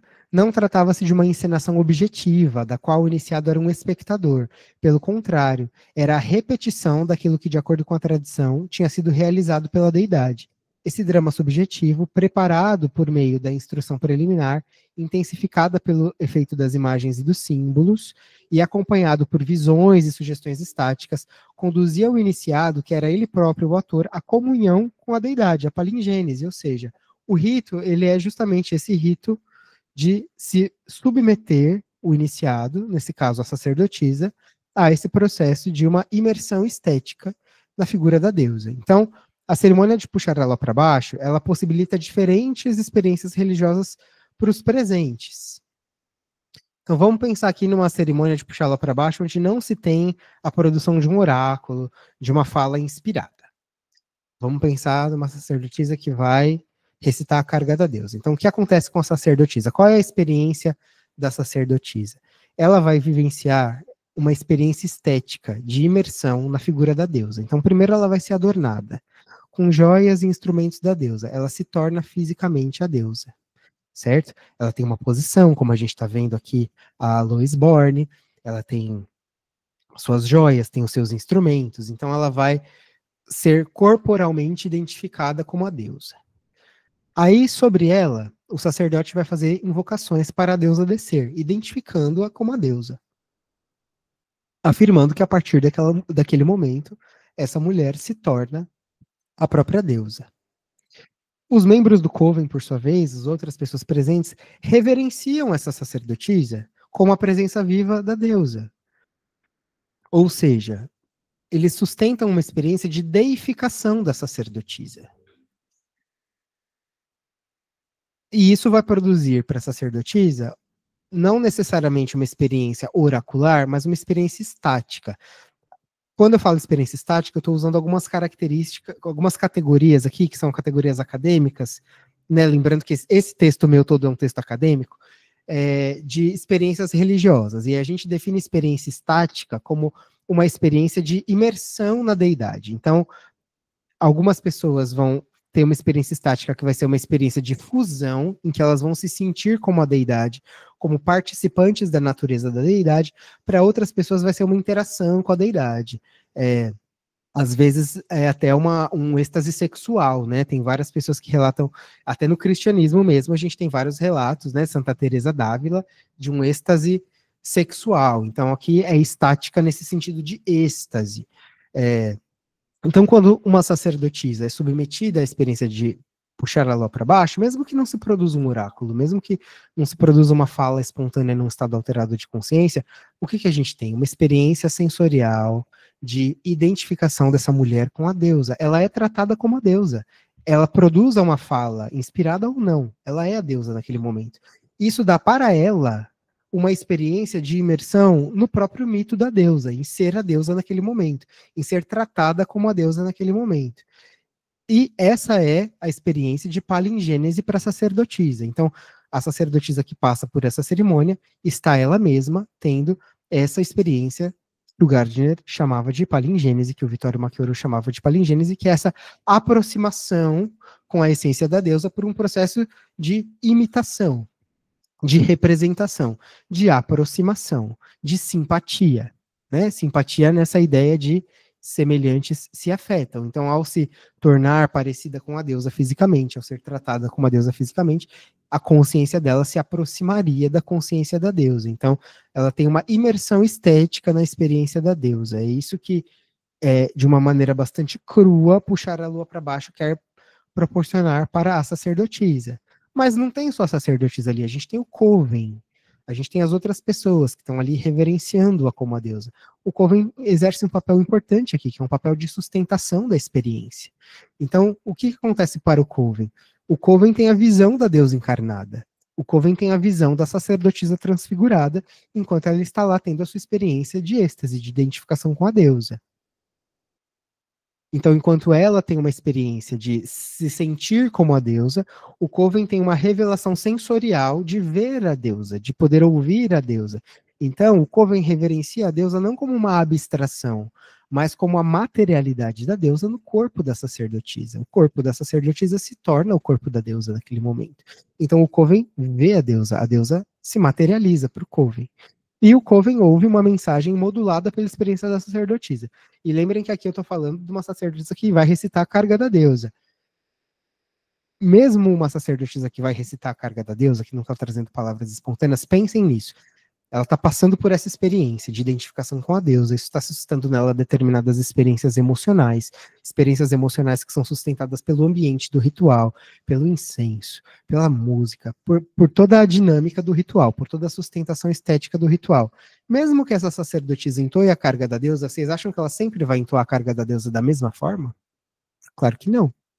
Ela vai entoar a carga da deusa de acordo com a emoção que ela sente naquele momento, da maneira que ela é mobilizada ali. Então, mesmo que se tenha um texto fixo, isso vai mobilizar nas pessoas que estão escutando coisas diferentes. Talvez determinado trecho daquele texto chame a atenção de uma forma diferente. Talvez determinado trecho daquele texto faça sentido para determinadas pessoas, de acordo com a maneira que a sacerdotisa enuncia determinadas palavras, que ela dá ênfase a determinadas palavras, que ela diz determinadas palavras. Então, ao passo em que ela, ao falar como a deusa, mesmo que seja num texto decorado, ela falar como a deusa sustenta essa experiência de imersão na própria deusa, o coven tem essa experiência sensorial de ver a deusa, de escutar a deusa, de adorar o corpo daquela sacerdotisa como a própria deusa literalizada.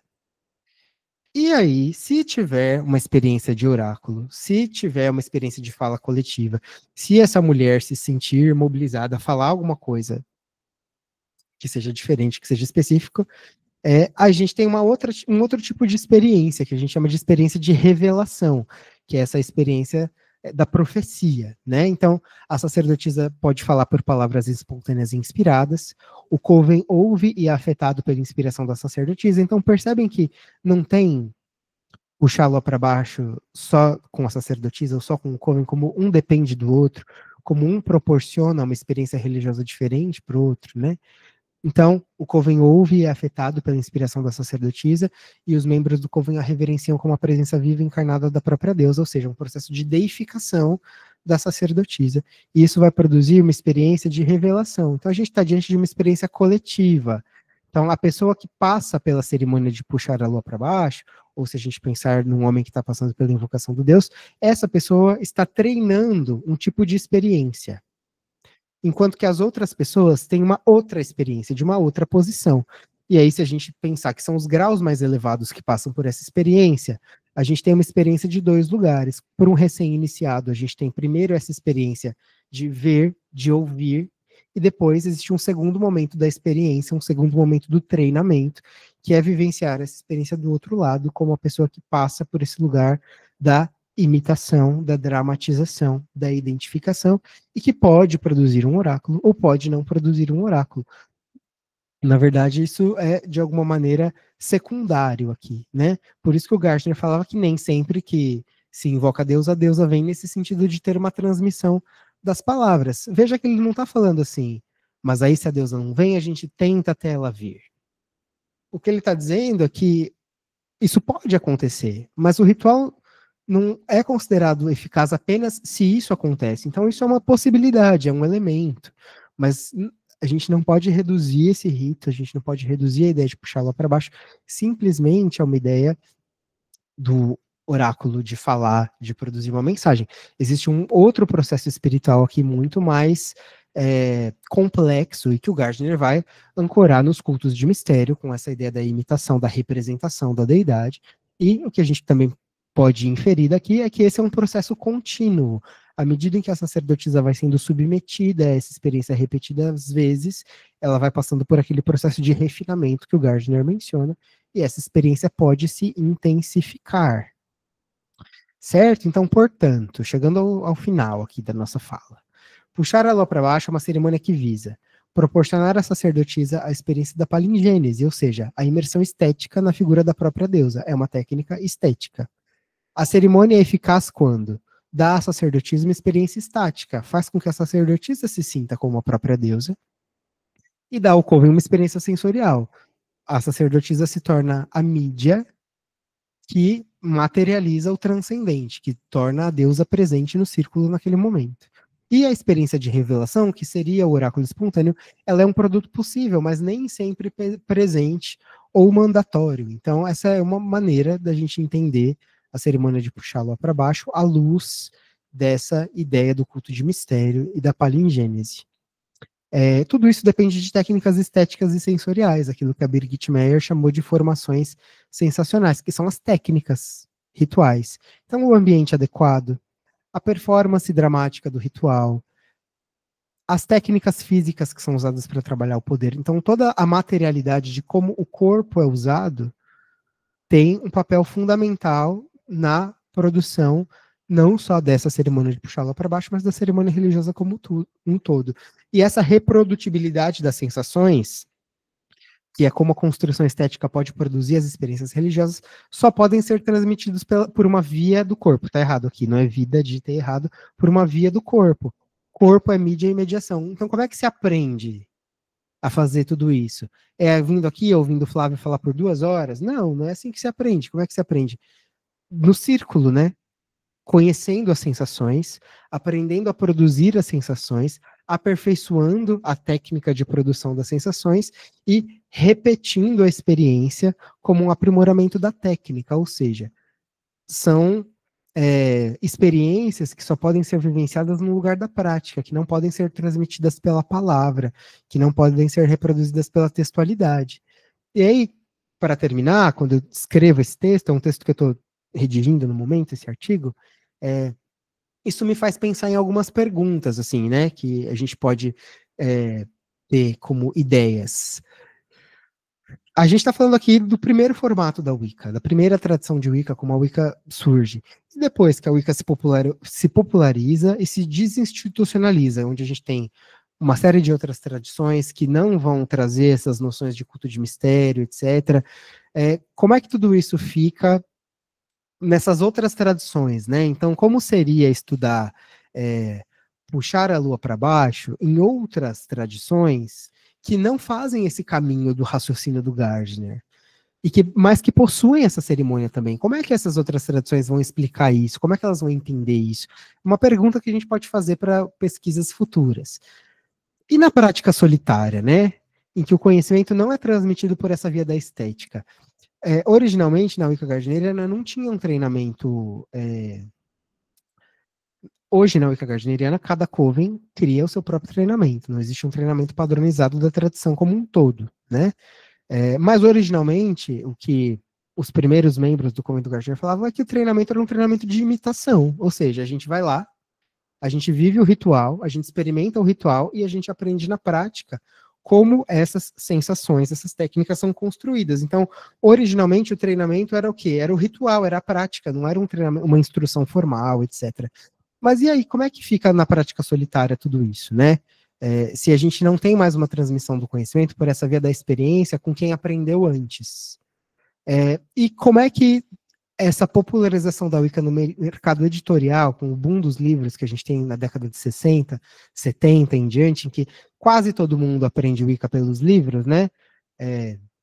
Da minha geração para trás, a gente estudou bastante por livros. Hoje a gente tem a internet aí como um grande meio de conhecimento e divulgação, mas esses meios não são meios corporais, né? Então, ler sobre uma prática, pegar um ritual de um livro e tentar reproduzir o que está ali, não tem uma transmissão corporal da prática. Eu não estou vendo outra pessoa fazendo, eu não estou experimentando o que a outra pessoa faz, não tem essa reprodutibilidade das sensações. Então, o que acontece com grupos, por exemplo, que se originam das práticas dos livros? Como é que eles constroem essas experiências estéticas? E aqui eu não quero dizer que são menos legítimos, mas como é que eles produzem outras experiências estéticas? Como é que eles produzem outros caminhos para fazer isso, né? E o quanto será que a gente não perde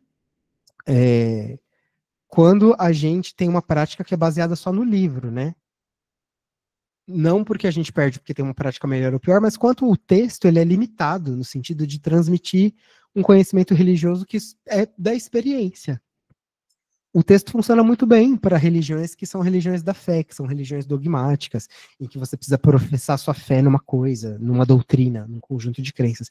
O texto funciona muito bem, mas quando a gente vem para essas religiões, que são religiões do êxtase do corpo, do fazer e não do crer, o quanto o livro não dá conta, né?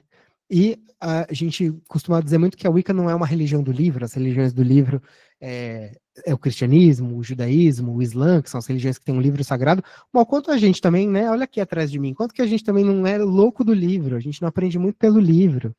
E o livro é uma maneira de transmissão de conhecimento que não dá conta das coisas que são estéticas, das práticas que são estéticas. É por isso que eu acho muito engraçado na história da Wicca tradicional como você tem essa coisa do livro das sombras, né? O livro das sombras que tem todos os segredos. A própria Louise Borne conta no Dançando com Feiticeiras como tem uma espiã que é implantada no convento Gardner para roubar o livro das sombras. E aí se publicam versões piratas do livro das sombras e tem toda essa coisa, né? Os segredos do livro das sombras. Como se o livro são palavras. Uma pessoa que não vivenciou aquilo esteticamente, que não aprendeu aquilo por uma transmissão estética, pode ter o livro e ela vai saber o que fazer até, em termos de etapas, de receitas. Primeiro faz isso, depois faz isso, mas ela não vai saber como fazer. Ela não vai conhecer a estética da prática, e aí lembrando que aqui estética é num sentido muito mais profundo, pensando que a estética produz sensações, pensando que a estética produz uma atmosfera e pensando que a estética produz, inclusive, as experiências de alteração de consciência. Então, o quanto o texto é pobre, né, para transmitir tudo isso. É isso. Fim. Isso eu já falei. E é isso. Queria ouvir de vocês, então, um pouquinho. O que vocês acharam? Muito viajado? Faz sentido, não faz sentido? Perguntas, dúvidas ou questionamentos? Agora acho que a ideia é a gente conversar um pouquinho disso. Falei bastante, queria ouvir um pouquinho de vocês.